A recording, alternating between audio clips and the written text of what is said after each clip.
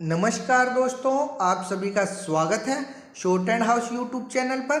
दोस्तों, Hindi short hand से संबंधित डिक्टेशन प्राप्त करने के लिए आप हमारे चैनल को सब्सक्राइब करें तथा हमारे वीडियोज को लाइक एवं शेयर करें।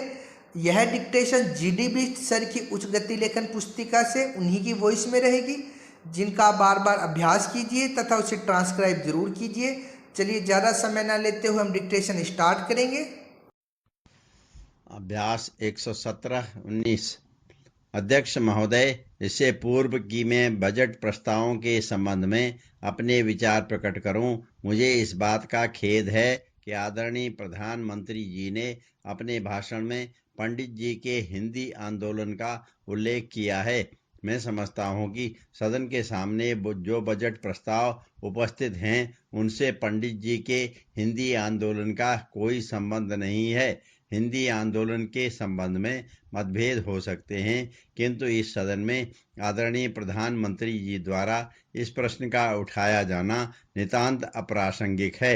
आर्य समाज के नेता प्रधानमंत्री के पास समझौते के लिए आए थे, किंतु प्रधानमंत्री जी उस समझौते का कोई रास्ता नहीं निकाल सके और शायद अब उनके सामने इसके सिवा कोई चारा नहीं रहा है कि वह अपनी सद्भावना यात्रा के द्वारा अपनी मांगें पंजाब सरकार के सम्मुख रखें।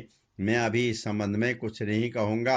आदरणीय प्रधानमंत्री जी से मेरा एक ही निवेदन है कि यदि वे हस्तक्षेप करें तो अभी भी परिस्थिति को सुधारा जा सकता है। देश में कोई ऐसा व्यक्ति नहीं है जो भारत की सभी भाषाओं का विकास नहीं चाहता। पंजाबी भी हमारी भाषा है, भारत की राष्ट्रीय भाषाओं में से एक है, किंतु मतभेद उस समय खड़ा होता है जब हिंदी और पंजाबी के साथ भेदभाव किया जाता है। यह भेदभाव अगर दूर कर दिया जाए और सभी को दोनों भाषाओं के अध्ययन की छूट दे दी जाए तो मैं समझता हूं कि पंजाब में जो परिस्थिति पैदा हुई है उसका निराकरण किया जा सकता है। किंतु जो भी परिस्थिति पैदा हुई है उसके लिए केंद्रीय सरकार उत्तरदायी है और इस उत्तरदायित्व से हमारे प्रधानमंत्री भी अपने को मुक्त नहीं कर सकते। जो बजट प्रस्ताव हमारे सामने उपस्थित हैं उनके संबंध में कुछ दिनों से विवाद चल रहा है और मुझे आशा थी कि प्रधानमंत्री अपने भाषण में ऐसी बातें कहेंगे जिनसे बजट प्रस्तावों में आम जनता पर जो कर लगाए गए हैं उनका कोई समर्थन किया जा सके।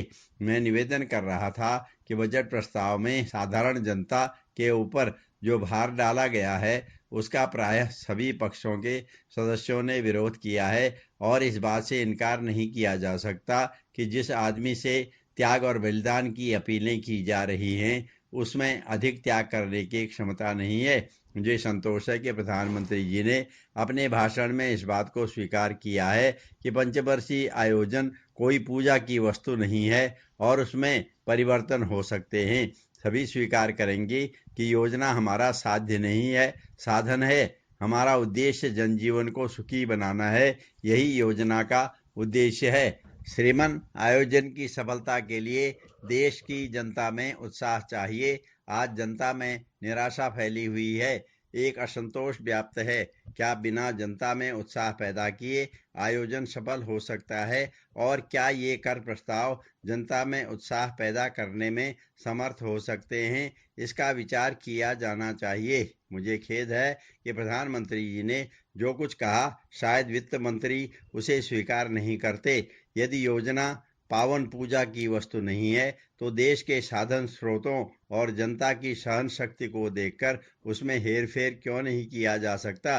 कांग्रेस ने जो चुनाव घोषणा पत्र प्रकाशित किया था उसमें इस बात को माना था कि योजना में समय समय पर हेरफेर संभव है। मैं नहीं समझता कि क्या चुनाव घोषणा पत्र चुनाव के लिए बनते हैं और बाद में अलमारियों में उन्हें सजाकर रख दिया जाता है। यदि घोषणा पत्र जनता के लिए है तो हमें देश की वर्तमान परिस्थितियों में हमारे साधन स्रोतों और जनता की सहन शक्ति का विचार करना होगा। महोदय, मैं बड़े आदर से निवेदन करना चाहता हूं कि आज आम जनता इतना भार सहन नहीं कर सकती जितना उसके ऊपर डाला जा रहा है। दिनों दिन जीवन की आवश्यकता की वस्तुओं पर उत्पादन शुल्क बढ़ा दिया गया है, जैसे कि चाय, चीनी, दिया सलाई, तंबाकू, वनस्पति तेल सब महंगे कर दिए गए हैं। चीनी का भाव बढ़ गया है। आप कहेंगे और वित्त मंत्री ने भी कहा है कि हम इन चीजों की खपत को नियंत्रित करना चाहते हैं और उनके निर्यात को प्रोत्साहन देना चाहते हैं। मेरा निवेदन है कि आपके दोनों उद्देश्य पूरे नहीं होंगे। ये वस्तुएं आराम की चीजें नहीं हैं। उनकी मांग इतनी बड़ी नहीं है कि जिनको बहुत कम किया जा सकता है। लोग शक्कर फांकते नहीं हैं। देश में शक्करखोरे आदमी अधिक संख्या में नहीं होंगे। एक चम्मच शक्कर से जो काम चलाते हैं वे अपनी खपत में कितनी कमी करेंगे।